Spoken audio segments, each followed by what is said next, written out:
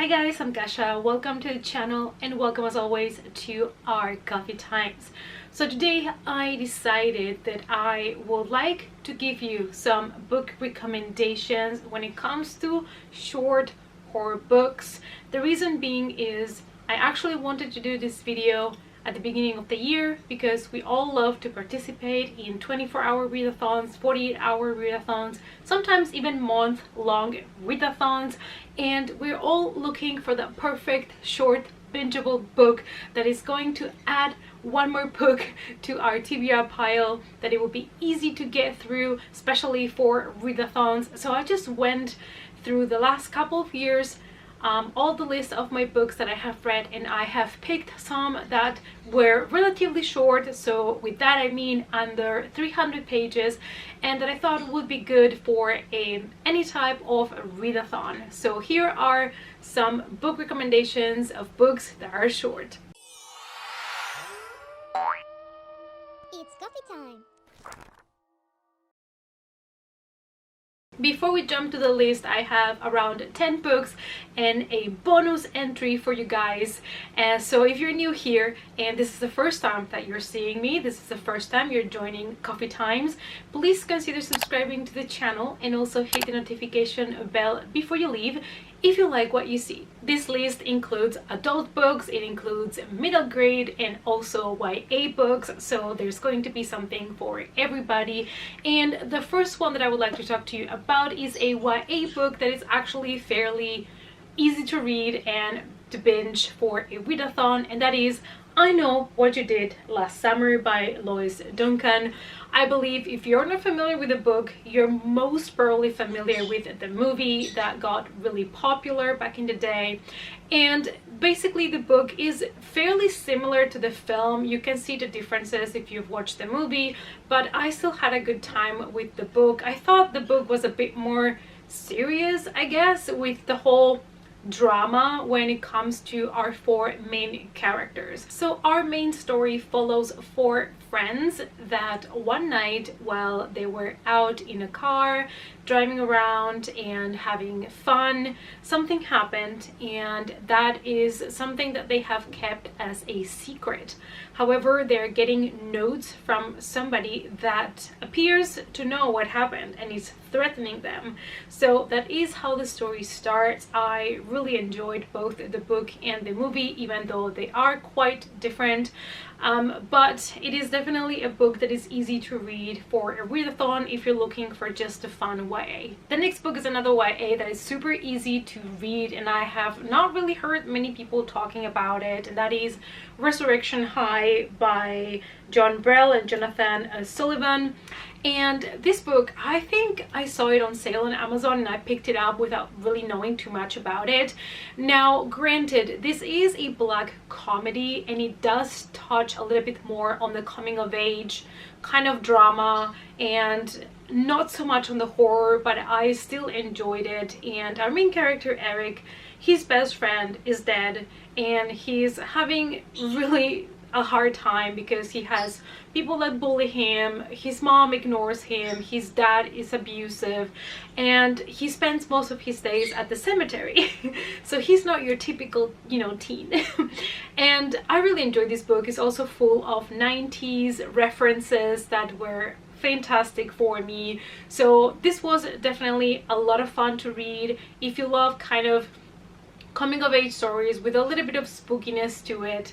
This might be for you. Next, I have some gothic horror for you. I have A Darker Shade by Lara K. Curtis, and this is the story of a girl that is struggling financially and she wants to make enough money to be able to, get her college tuition and everything paid for, and she finds this job as a nanny in a beautiful home, just taking care of a little girl called Liza, and she thinks this job sounds too good to be true and she's gonna get paid really well and she's gonna be able to live in this mansion.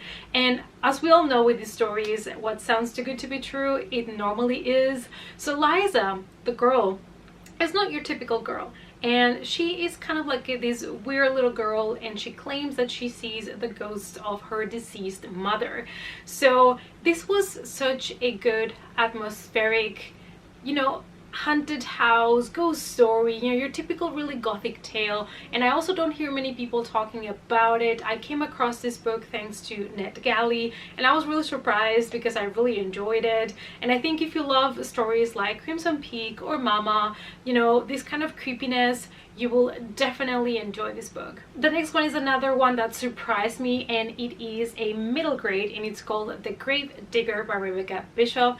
And this one surprised me because of how dark the story is. It is also kind of a story based on true events when people used to rob graves. So we are in the 1800s. Actually, it is in 1875, and we're following Cap Cooper. He's a 12-year-old that, in order to help pay for his mom's medical bills, he helps his dad with the business of grave robbing. So that is pretty obscure for a book about a 12-year-old, if you ask me. And that's why I guess really enjoyed it, because it was a middle grade that was really dark and different. And I just loved to follow the story of Cap Cooper and how mysterious things get. I don't want to spoil you, so I don't want to tell you way too much about the book, but it was definitely a great story. And back then, these corpses were basically sold to universities and stuff for, you know, for them to practice on them. So there were people that used to rob the graves for this. And yeah, if you're looking for a really dark middle grade, this is for you. Let's move on to another one that also surprised me and that I also found luckily on NetGalley, and that is Bottle Toss by Howard Odens. This is a book that I think I was not ready for, because I assumed this was going to be a more tropey typical story, and then it changed, it morphed into something completely different. So you have here what it appears to be your typical mystery thriller involving kids. You have three orphans that one night throw a bottle with the bad luck that it hits a car, and that car gets into an accident, and the three kids just ran away and try to never talk about it again. But after that night, nothing is going to be the same. Weird things are start to happen around them, and honestly this story just morphed into something that I did not see coming. And the book also has a beautiful portrayal of a mental illness, and also a beautiful portrayal when it comes to what it means to be an orphan and what it means to have friends when you are an orphan. And I don't know, I really enjoyed this book. So if you're ready to be surprised and find yourself in a wild ride and you've never heard of this book, I would recommend you to give it a try. Moving on to The Woods Are Dark by Richard Lehman. For this one, I would give you a trigger warning for anything from sexual abuse, rape, and anything you can imagine. As always with Richard Lehman, basically all the trigger warnings come up. So just putting it out there. So in this book we follow a town that has a special agreement with the Kroll, which are creatures that live in the woods nearby, and basically they just give them people as sacrifice. So you follow the story from the different perspective of these people that get stuck in this little town and in this woods. It was really intense. It's one of the shortest Richard Lehman books that I have read, and I definitely enjoyed it, but I believe that this is for people that really love really messed up stories. The next one is a book that I actually read myself during a readathon, and that is Daughters Unto Devils by Amy Lukkavix. This is a book that I always pitch to people. Little House on the Prairie meets horror. So there you go, because we're following a family that lives in a cabin at the top of the mountains, and when winter comes it is so cold and unbearable to be there that they decide to pack their things and go down to the prairie and get into one of the empty houses there to kind of survive the winter. But when they get to this house, something has happened in that house, something evil is lurking around them. And I just really enjoyed this story because it was so different and it was so dark, and it was a really good exploration of character. That is something that I really enjoy in my horror, when you see like the characters changing, struggling, when you really feel them, you know, like going through all of it. and this one was a pleasant surprise for me. So if you're looking for another one that is a YA in this case, that is a little bit different from your typical YA tropey horror, I would say pick this one up. My next proposal to you, it's a book that I actually saw somebody recommending on BookTube last year, and I picked it up, and I have to say I'm so glad that I did, and that is Security by Gina Wolstorf. And this is a book that might not be for everybody. This is one that it's not extremely fast paced, but I just love how original it was. It's one of those few horror books that combines horror with media, with cameras, with all of that stuff, and I really enjoyed it. This is a new hotel, 20-story hotel in California that it's about to be open, and it's supposed to be so good and so safe. It's supposed to be one of the safest, and it is getting ready to receive the first people to stay at the hotel, and a couple of members of the staff are just preparing the last things, and they get there stuck one night in which there is a serial killer on the loose.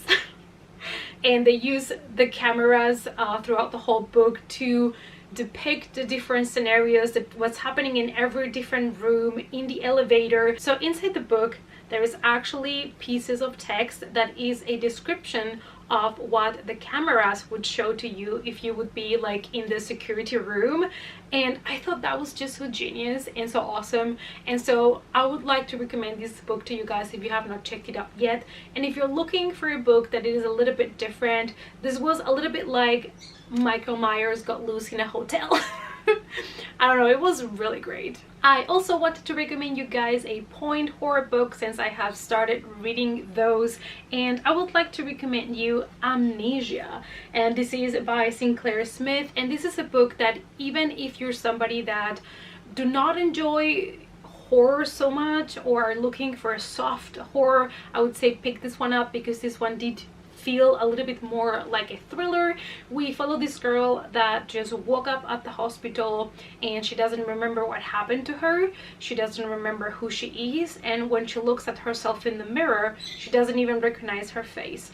So that is how it starts. And even though this book was fairly predictable, to be honest, I still had fun with it, and it's a fast-paced, bingeable read. So if you're looking for something that it is kind of spooky but not full-on horror, I would say give this one a try. Before we go to the bonus entry, I have one last book for you, and this one is going to be perfect if you're planning to do a readathon during winter season, or especially during Christmas, because I have for you Secret Santa by Andrew Sheffer. This one was a lot of fun. It was different from what I expected. I expected this book to be a slasher, and it wasn't, which is the only part that was slightly disappointing for me. However, that it's just my expectations based on what I thought the book was. So I feel like if you go into it with already knowing that, you're not gonna be disappointed in that sense. So this is a story in which we follow Lucy, which I believe it's short for Lucifer, and she starts this new job at this new company, and her job is to find a manuscript for the next Stephen King book, like look for an author that has written an amazing horror story. So they're kind of looking for the next Stephen King. And when she starts working in this company, people start having accidents and from there things go really crazy, and it gets kind of touching the supernatural. I really enjoyed it. I think it was fun, not as funny as I thought it was gonna be, because people said The Office meet horror when they pitched this book. I mean, I was not laughing out loud, but it did have some fun moments, and I can see the comedy in the book. I kind of wish also they would have had more Christmas references, which it didn't, but it was such a nice, quick, bingeable read. So it's gonna be perfect if you're looking for a winter/Christmas story. As for the bonus entry, you guys, I know I have mentioned this trilogy in this channel before, but since I have been getting more new subscribers, thank you so much to everybody that has been subscribing to my channel. And I would like to mention this trilogy again for all of you that never heard me talking about it yet. And that is the Dying to Live trilogy. There is a total of 3 books. I have only read so far 1 and 2, but this is such a great fun zombie book. And I know that zombies have been overdone when it comes to all media, basically, even video games and movies, series, books. I know it's been overdone at this point, and a lot of us have been burned, have been tired of it. But I had so much fun with these 2 books. I've only read these 2 so far, and I do want to finish the trilogy. They are by Kim Puffenroth, and this is basically your typical story. It is an post-apocalyptic scenario in which the zombie apocalypse has already happened, and we follow a group of survivors that are trying to get somewhere that is safe, and they all end up in this kind of old museum, and they are all bunkered inside trying to survive. And the second book, what I really loved about it is that is following people that have basically been raised already in the post-apocalyptic world, so people that don't know how the world used to be before. And it also follows a zombie himself and his thoughts, I guess. So it was just so much fun. They're easy to read, they're bingeable, and they're just fun. And if you love zombie stories, I think you will enjoy this ones. Alright, you guys, so I hope that you enjoyed the video. I hope that these book recommendations are going to help you.